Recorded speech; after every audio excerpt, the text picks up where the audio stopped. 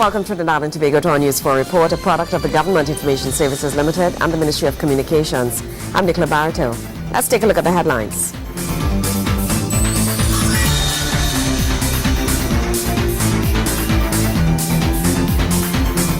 The Ministry of Tertiary Education and Skills Training launches its Point Lisa's Institute Apprenticeship program. Efforts being made to boost higher education between the University of the West Indies and the University of Chile. And 113 certificates of comfort distributed to residents of St. Joseph, Tunapuna, and Bonaire West. Thank you for joining us. The Ministry of Tertiary Education and Skills Training has joined with the energy sector to launch its Point Lisa's Institute Apprenticeship program, targeting NESC students and industrial workers. The program aims at supporting the expansion of the energy industry in Trinidad and Tobago.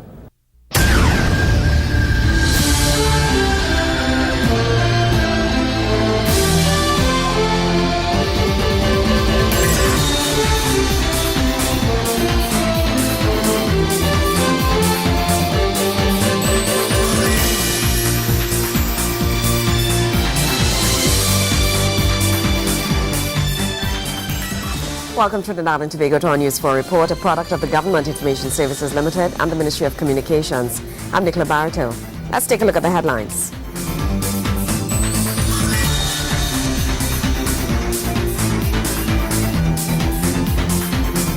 The Ministry of Tertiary Education and Skills Training launches its Point Lisa's Institute Apprenticeship program.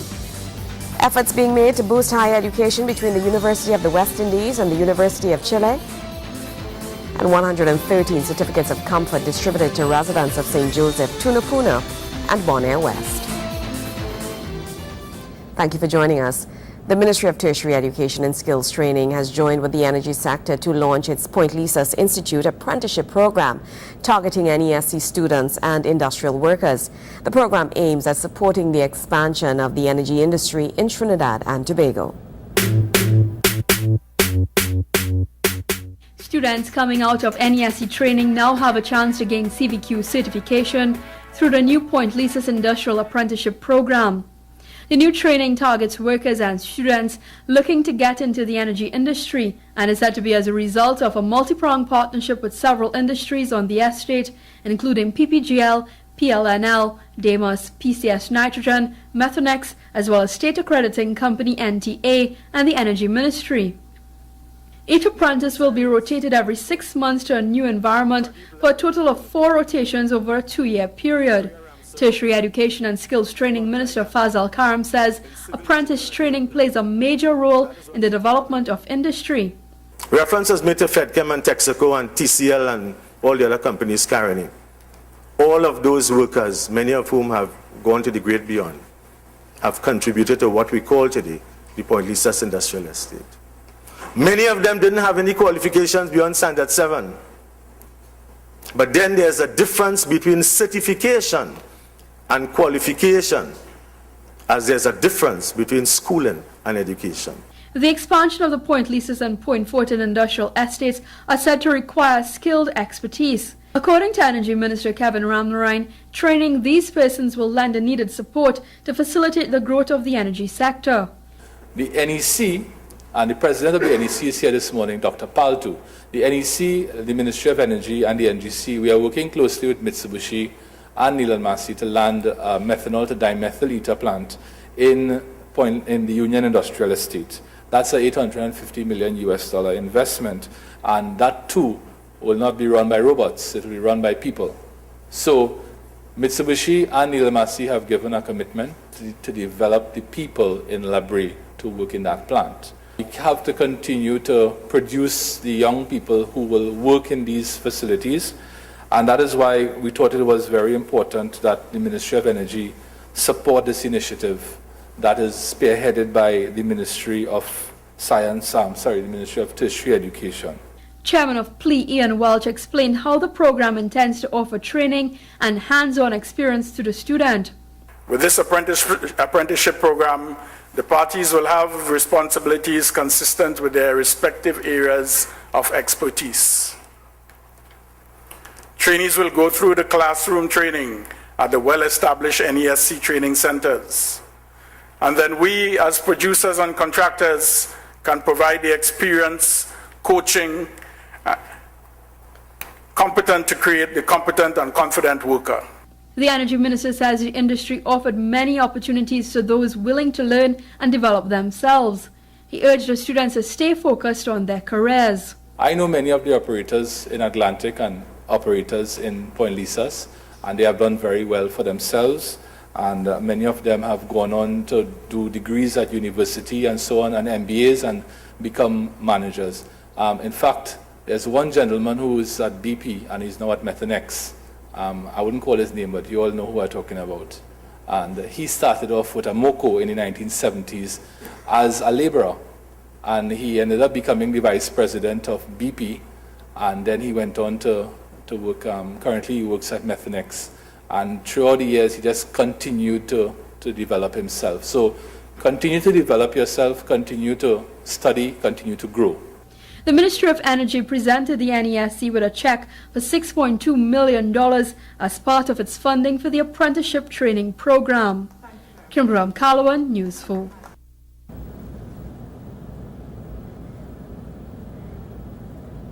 Well, it has been a long time coming, and the residents of St. Joseph, Tunapuna and Lopino, Bonaire West have been waiting patiently for many years for their lands to be regularized. While the residents are made to wait no more, this comes as 113 certificates of comfort were distributed to them at the La Jolla Complex, St. Joseph. This resident was elated after receiving her certificate of comfort. The joy is palpable on her face. I have been living here over 20 years. I am waiting for my CSC since about 10 years, and it could be more too. Oh God, I could jump for joy. Very, very happy, no one's happiest. I would like to thank the Prime Minister for receiving the deed of comfort, and it means plenty things to us, to everybody, and it's all who get in it. The LSA is an agency of the Ministry of Land and Marine Resources and is mandated to deal with squatter regularization commitment and, within recent times, the Land for the Landless Residential Lots program. You did not burn any tires or protest. Thank you for your patience.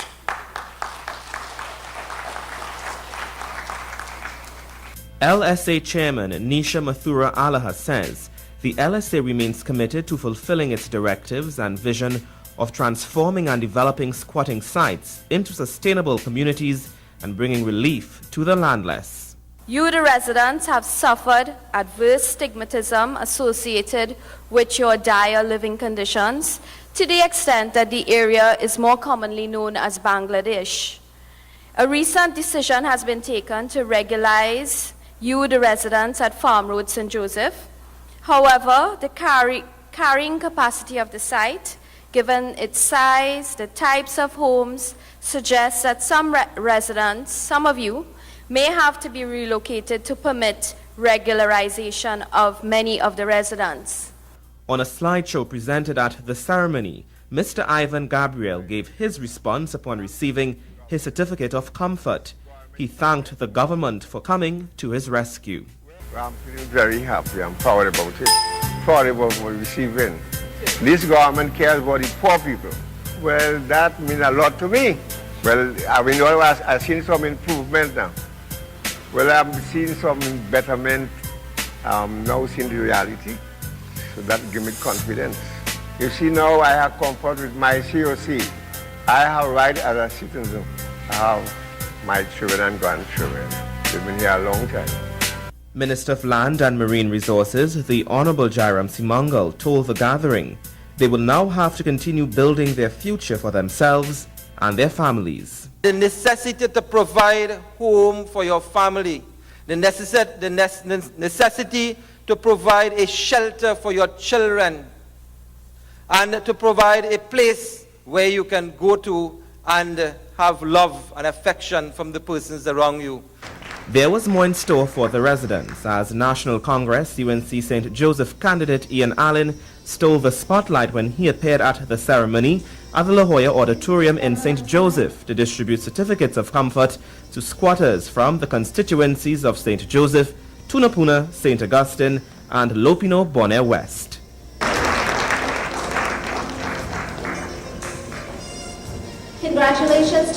Certificate of Comfort recipients here this afternoon. Not only the ones on stage, but to those of you in the audience as well who will be presented later on. Joseph Lopez, News 4. When we come back, local contractors may soon be given more large-scale government contracts. Stay with us.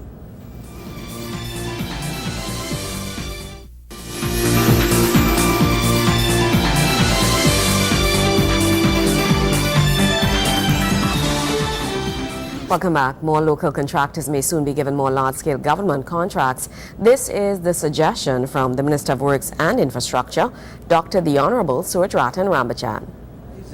Minister Rambachan says local contractors need to be more confident in their abilities. He makes the comment at a sod-turning ceremony to begin work on the widening of the Aruka River Bridge on the Churchill-Roosevelt Highway. Dr. Rambachan says local contractors must be helped to realize their capabilities. I think we have to lift the game a little bit and recognize that we are worth more than we think we are worth. You know, our contracting sector, sometimes I believe that you don't give the value that you should give to yourself. In other words, I really and truly believe that the contracting sector in Trinidad is capable of doing large-scale projects. But I think that perhaps we lack a certain kind of belief in our potential. And we have to make a giant step in moving from doubts to realization that we are capable and we are competent. And there are many things that we are really and truly capable of doing that somehow that belief in that capability needs to be inspired and brought to the fore. Dr. Rambachan explains his ministry plans to upgrade the infrastructure in more than 100 communities, with more than 100 contractors set to benefit. Given our commitments from last year, in this first phase of the projects, this is the first one we are launching today, we have about $215 million to spend. Now, the country is always concerned about value for money and whether we are getting value for money. With this $215 million, we are doing 190 projects in 124 communities because there are phase 1, phase 2, phase 3 projects and so on. So 124 communities, 127 communities, are benefiting from these projects, and 124 contractors are involved in this particular $215 million. Minister Rambachan says the projects include road paving and the building of box drains. We are going to be building 36,533 linear meters of open box drains. This means if you divide by 1,000, you have 36.5 kilometers of box drains being built as part of this 215 million. Further to that, 7.7 kilometers of footpath and covered box drain. In other words, a box drain but it's covered as a footpath, 7.7 kilometers. Curb and slipper drains, 28.5 kilometers will be built through this money. And the roads that are going to be paved in this, with this 215 million, amounts to 22.75 kilometers of roads. The widening of the Aruka Highway Bridge is set to cost $13 million and is expected to alleviate flooding in that area. Gregory McBurney, News 4. Collaborative efforts will soon come on stream to boost higher education between this country's University of the West Indies and the University of Chile. Now, the news came following a visit by the president of the Chilean University, Victor Perez, at the University of the West Indies, St. Augustine campus. On the heels of Victor Perez's visit to UE, Professor Clement Sankat, the university's principal, says he has been very impressed at the manner in which Chile was able to turn around its economy. I have paid particular attention to how Chile has re-established itself as one of the leading exporters of food in the world. And those of you who would know, Chilean wines, for example, today has become almost synonymous with wine drinking around the world. Boasting of Chile's rich culture, wine drinking, he says, it's a big export industry and is reveling some of the traditional producers around the world. This, he says, is brilliant work by Chile in terms of a whole new establishment in the industry. The same thing they did with salmon the same exact thing they did with salmon.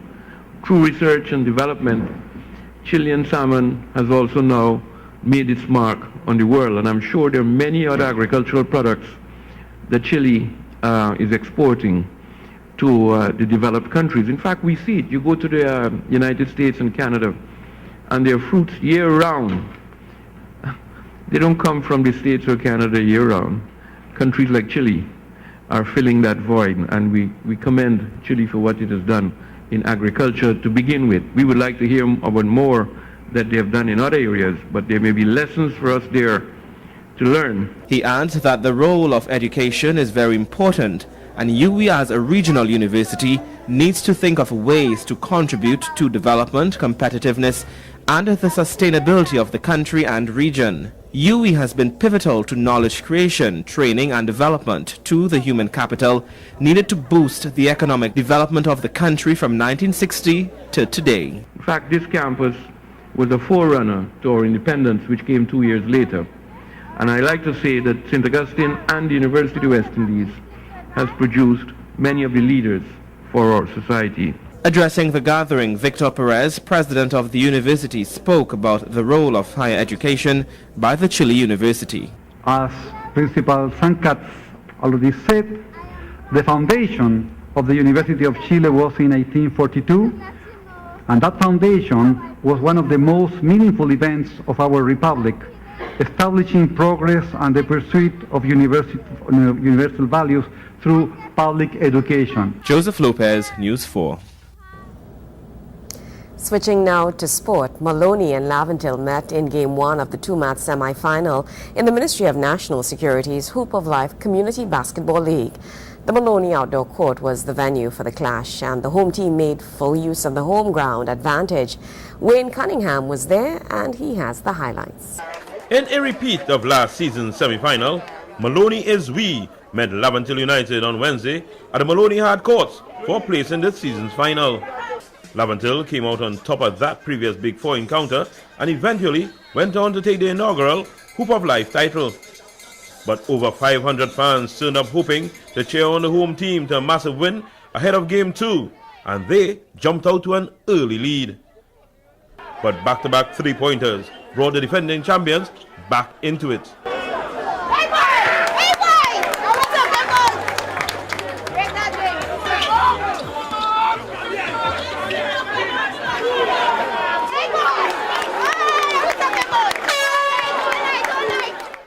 Maloney were not sitting idle though.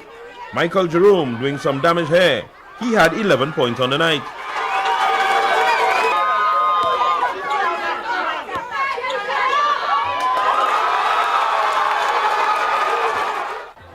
As Maloney took an 11-point lead at the end of the first quarter. In the second, the Easterners kept up the tempo. Chris Nelson with 3 of his 11 points as the period began. Sean Lawrence kissing this one off the board as they began to pull away and take an 18-point lead at the half.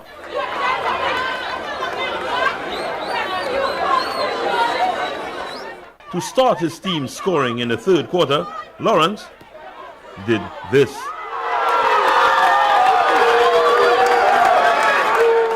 Noriega then chipped in with this 3.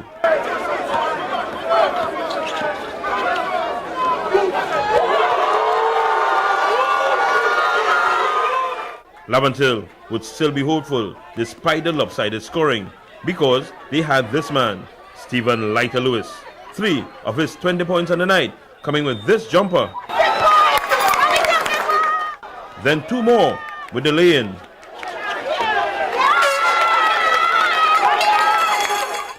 But with all that, 49-67 in favor of Maloney was the score at the end of 3.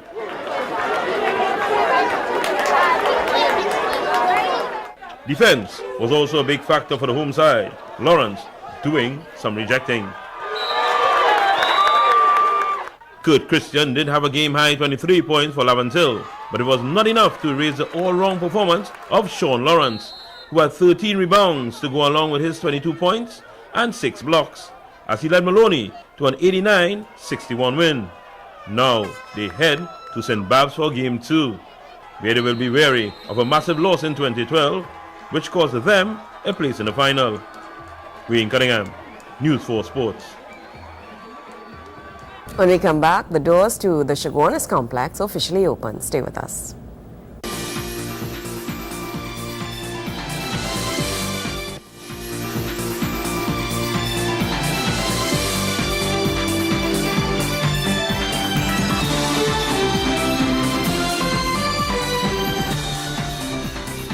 The doors to the Chaguanas Borough Corporation Administrative Complex has officially been opened and is a testament of the vast development in central Trinidad.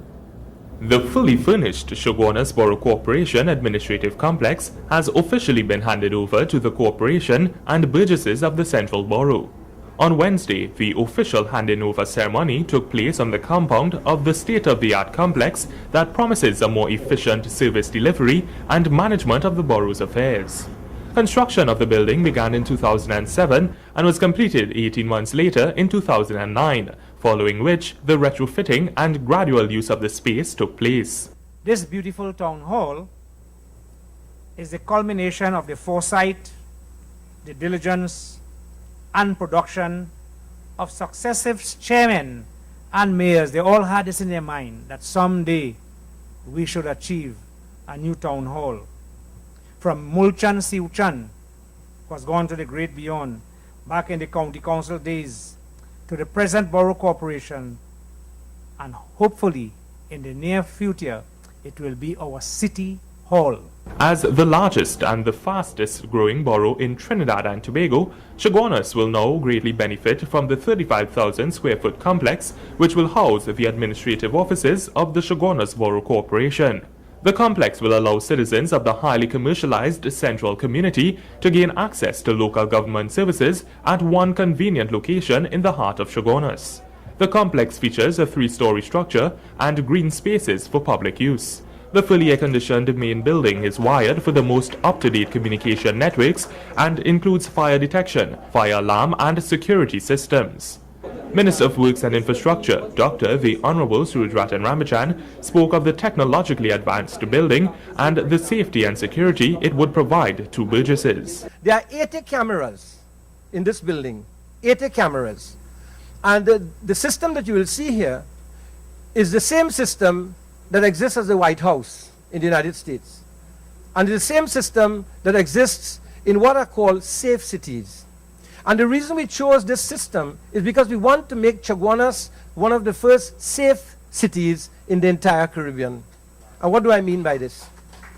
This system here can connect with any private security system, as well as with remote cameras on all parts of the Chaguanas main road or any other part of Chaguanas. And you will see here that it can also capture the number plates of vehicles and the facial resolution.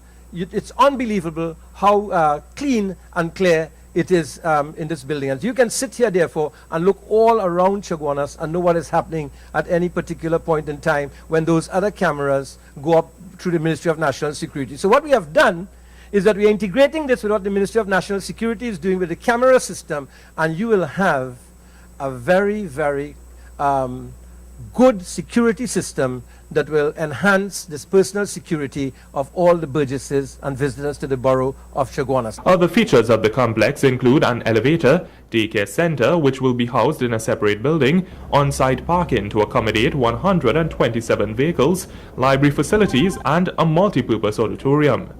The Honourable Minister spoke of the important role he played in seeing the construction of the building as well as paving the way for other such structures. When I became mayor, I used to go through the yellow books we got for the budgets. And every year I will see $10 million for administrative complexes. And they were never used. That $10 million was never used. And then one day I approached Minister Rennie Dumas and I said, what are you using this money for? It goes back into the treasury and so on. And he said, what are you talking about? I said, there's $10 million there for the design of administrative complexes. And he said, all right, well, what do we do with it? So I said, I'd like to build a building in Chaguanas. And of course, he couldn't just give me a building. So he decided that he will have several complexes designed. And the complex for Arima, Diego Martin, Princestown, and Chaguanas were designed by Jasper Bogle and Associates, of which only this one has been built. No sod has been turned for any of the others. Minister Ramachan revealed that a tender is out for the construction of the Arima Borough Corporation Town Hall, while the tender for the Princestown Regional Corporation building is expected to be out in 2 weeks' time. Meanwhile, he said the designs for the Penal Debe Regional Corporation building is being drafted, and he expects that in 3 years' time, 2 town halls will be completed with another in progress. Minister Ramachan promises greater development of the Central Borough and revealed several projects that would assist in securing city status. Chaguanas is booming. We had set out in 2003 with a vision of Chaguanas as a place to live, a place to do business, a place to visit, a place to study, and a place to pray and worship. And today I can proudly say that all of those are being realized. There are tertiary institutions in law, in accounting, and in business that exist now in the borough of Chaguanas. This is an exciting place to be, and this is an exciting time to be in Chaguanas. Nikolai Edwards, News 4. Well, that's how we wrap up this edition of our News 4 report, a product of the Government Information Services Limited and the Ministry of Communications. I'm Nicola Barreto. Thank you for joining us.